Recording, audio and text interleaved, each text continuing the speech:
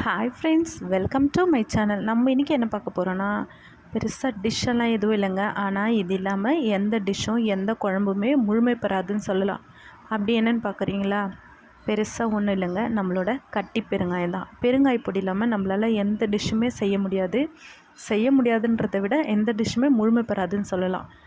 வாங்க அதை ஏன் ஸ்டைலில் எப்படி பவுடர் பண்ணுறதுன்னு பார்க்கலாம். முதல்ல தோசைக்கல்லை அடுப்பில் வச்சுட்டு, அடுப்பை ஹை ஃப்ளேமில் வச்சுட்டு, தோசைக்கல் நல்லா சூடானதும் அடுப்பை ஸ்லோ ஃப்ளேமில் வச்சுருங்க. வச்சுட்டு பெருங்காயத்தை அது மேலே வச்சுட்டு, அடியில் ஃப்ளாட்டாக இருக்கிற மாதிரி, அது டம்ளராக இருக்கலாம், கிண்ணமாக இருக்கலாம், எது வேணாலும் எடுத்துகிட்டு இப்படி பொறுமையாக ப்ரெஸ் பண்ணி விட்டுட்டே இருந்திங்கன்னா பெருங்காயம் நல்லாவே விரிவடைய ஆரம்பிச்சிடும். அப்படியே கொஞ்சம் கொஞ்சமாக ஸ்ப்ரெட் ஆகும். டம்ளரில் ஒட்டிக்குதுன்னு பார்க்க வேணாம், அது எடுத்து விட்ட வேணால் வந்துடும். இந்த மாதிரி திருப்பி திருப்பி போட்டு அதை அப்படியே அழுத்தி விட்டுட்டே இருந்திங்கன்னா கொஞ்சம் கொஞ்சமாக அது ஸ்ப்ரெட் ஆக ஆரம்பிச்சிடும்.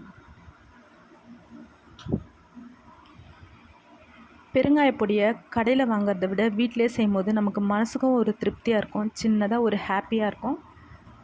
இப்போ எண்ணெயில் போட்டோன்னா பூரியெல்லாம் உப்பி வரும் பார்த்திங்களா, அந்த மாதிரி இந்த பெருங்காயமும் லைட்டாக உப்பி வர ஆரம்பிக்கும். அது உள்ளார இருக்கிற காற்று அப்படியே வெளியே வர ஆரம்பிக்கும். ஒரு கத்தியை வச்சு சின்னதாக ஓட்டை போட்டு விட்டிங்கன்னா அந்த ஏர்லாம் வெளியே வந்துட்டு நல்லாவே அது ட்ரை ஆக ஆரம்பிக்கும். இப்போ பார்த்திங்கன்னா இந்த மாதிரி ஓட்டை வடை சைஸ்க்கு வந்துச்சு. இதை அப்படியே ஆற விட்டுருவோம்.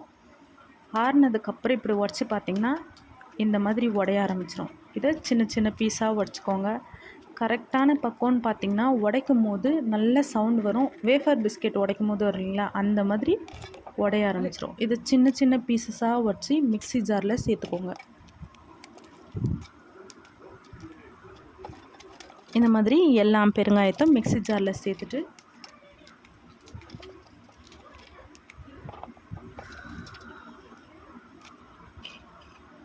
இப்போ இதை ஒரு நல்ல ஃபைன் பவுடராக அரைச்சி எடுத்துக்கோங்க. தூள் பெருங்காயத்தை ரசம் சாம்பாரில் போடும்போது வர ஸ்மெல்லை விட இந்த கட்டி பெருங்காயத்தை பவுட்ரு பண்ணி சேர்க்கும் போது இன்னும் ஸ்மெல் நல்லாவே இருக்கும். இப்போ பார்த்திங்கன்னா நல்லா ஃபைன் பவுட்ராக அரைச்சாச்சு. உங்களுக்கு டிஸ்ப்ளே பண்ணுறதுக்காக இந்த மாதிரி கொட்டி காட்டுறேன். இது ஒரு ஏர்டைட் கண்டெய்னரில் போட்டு வச்சிட்டிங்கன்னா 1 மாதம் வரைக்கும் அந்த ஸ்மெல் அப்படியே இருக்கும். அப்புறம் என்னங்க, நம்ம சேனல் பிடிச்சிருந்தா லைக் பண்ணுங்கள், ஷேர் பண்ணுங்கள், கமெண்ட் பண்ணுங்கள், சப்ஸ்கிரைப் பண்ண மறந்துடாதீங்க. தேங்க்யூ.